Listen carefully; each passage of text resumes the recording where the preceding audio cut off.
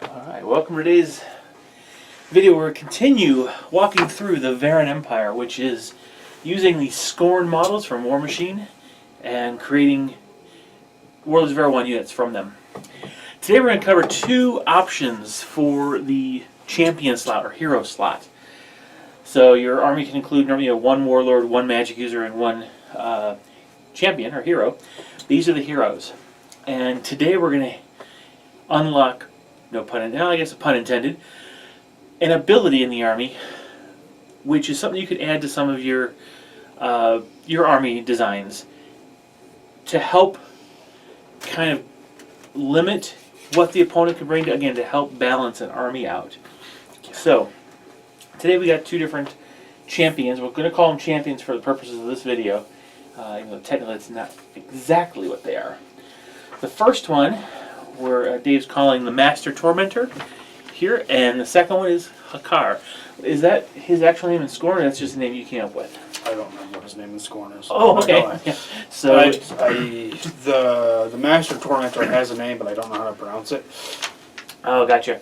Okay, so yeah, again, that's another reason not to use the name, because you want to be able to speak to your opponent. I didn't really want to give him a name either, because I figured it's because of what he does in my lore, the Master Tormentor, not Hakar. I think it's scarier if he doesn't have a name. Oh, cool. Because he's when they capture people, which you don't really do in this game, but in the lore, he's the interrogator. Gotcha. Okay. All right. So yeah. So he is. Yeah. He's the Gestapo or NKVD. Yes. Very much so. All right. Now he is very much like an elven champion. However, there are some differences in his case, and again, we go back to understanding the lore of the War Machine Hordes to figure out what he does. And then we have Hakar here, who is not really a elf. Isn't he a construct of sorts? He's a soul shoved into a stone statue that animates it. Yeah, so kind of like a golem, but not. Yeah, but not quite. So we have almost like a magical champion. Wow, still have construction going on next door, so excuse any of those noises that you happen to hear. So here we have, a kind of a, what do you call it, a champion who, if we go back to Warhammer 40K, it's like having the soul stone strapped to a warlord, wraith knight, or not a wraith lord. Yeah, so essentially. Yeah, or one of their what they call the wraith guard kind of things. So they're walking around as a construct with the soul of one of their noble, heroic elves to continue the fight. So let's go. We're going to start with the Master Tormentor, and then we're going to cover Hakar separately, because Hakar allows Dave or any player who wants to play this to add certain units to his army. Let's take a look at the Tormentor. Alright, so here's the Master Tormentor and his stat line. Now, when you look at the Elven hero, it's essentially a match with the exception of the initiative. I just put the initiative at 8 instead of 9. Not entirely certain what my thinking was behind it, I'll be honest with you. But I think it's because he's less of a champion, though he's fitting that role. He's less of that and more that special killing unit that you send in to kind of finish off He's a scalpel. the opponents. Yeah, scalpel, exactly. Because see, most of the rest of the army is initiative 7. No, I'd say a lot of 8s. Well, a lot of 8s for your swordsmen and stuff. But we were dealing with the monsters and stuff. We're dealing with 7s. Now, some of certainly some don't. We'll get to those later. But so there are still some units that he can, he can have the hero's initiative buff to, but not necessarily as many as in other armies. And I think that was intentional on my part. Again, it's where I was going with this. I made him less of a hero because of what he's really trying to do. He's not the champion upholding the name of the queen or whatever. He's got a different job to do, and he's not quite inspiring the rest of his army the same way like a knightly champion or an elven champion or an elven hero. He's unleashed on an enemy That army. yeah, that's a good way of putting it, right? And some of the what I call more barbaric or wild type units within the army would get inspired by seeing his ferocity. So that kind of can see that's kind of, I think where my mind was when I was playing with those stats. But other than that, he's a normal hero with tough 2, the 3 strike value, 1 hand-to-hand combat attacks. Strike value 1 here because he's got the claws. They're basically swords. Yeah, they are almost swords because he is only strength 5. He doesn't get the +1 because of the strength. It's +1 strength was a sword, but he does get the strike value bonus. Now the thing is, he does have dread, which is not normal for heroes. And that dread is, well, take a look at him. I mean, what are you going to feel when you that thing's barreling down on you? And I think I talked you into that because of his role of, not so much, he's a scalpel assassin, but he's also, like I said, he's the, well, we call him the Master Tormentor, but he's the Master Interrogator too of the art. Like I said, he you see him like, oh no. Yeah, and he's the last one you want to fall to or get captured by. Right. Yeah, so the dread definitely helps, but that does put him at a base 89 points, unlike a normal like elven hero which was 77. So he's 12 points more expensive before you start adding the upgrades of the additional tough and additional wounds. But other than that, pretty typical. Now the thing is, you can only, of course, take one hero, either him or one Hakar.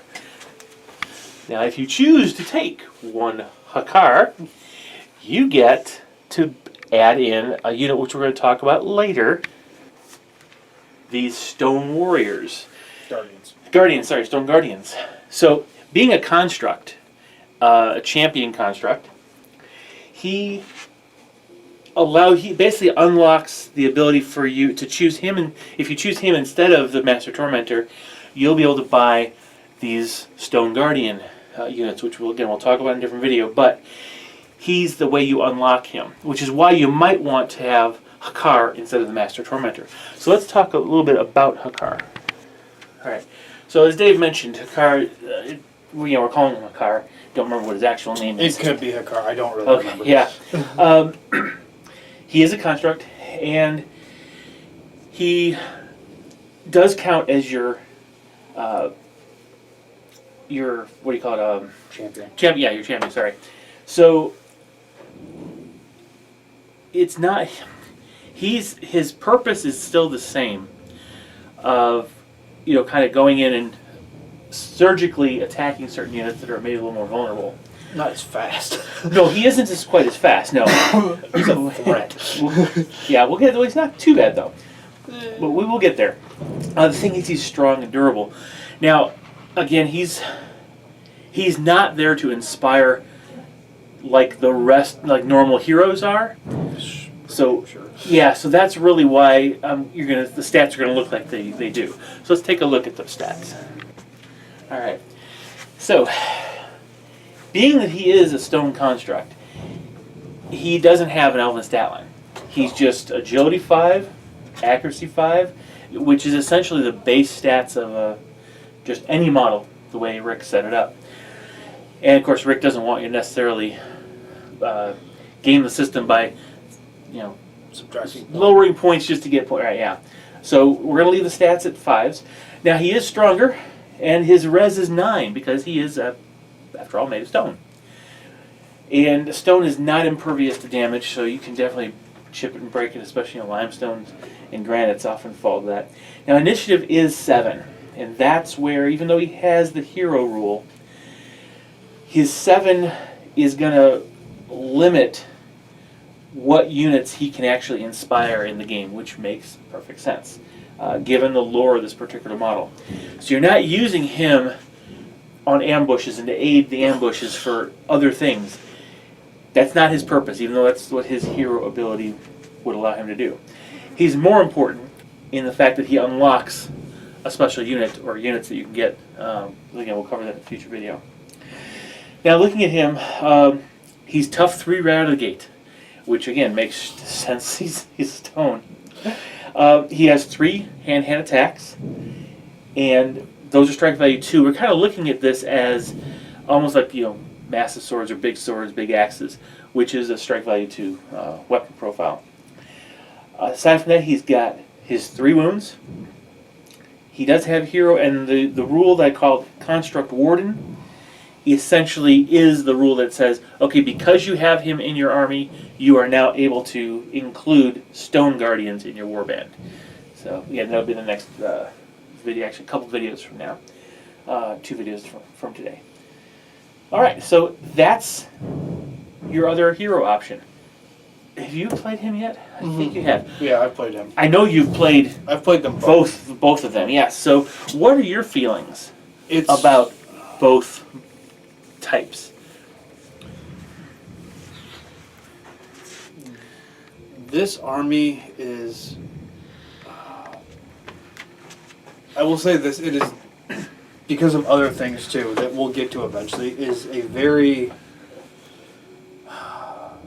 It's difficult to put a list together. I will say that, and not that it's a bad thing. It's because it's like, while I do like the speed and the able to get in and just rip something apart with the Tormentor. If I know what I'm going up against, there are times where like, well, a slow moving wall of wounds that are going to get shot at and are going to survive the shots that are getting thrown at them because when he brings his guardians with him, it's sometimes I need that more. It depends on what I'm facing, honestly. And this is a very weird analogy, and our other friend Dave said this to me at one point, and I didn't realize how right he was. This army reminds me, and you're going to look at me really weird. Okay. Reminds me a lot. Preparing the weird look? Of my Dark Angel army. Really? They have each unit has a specific purpose that it does. You're right. And it does it really well. But 9 times out of 10, you can't bring one of every unit for that special.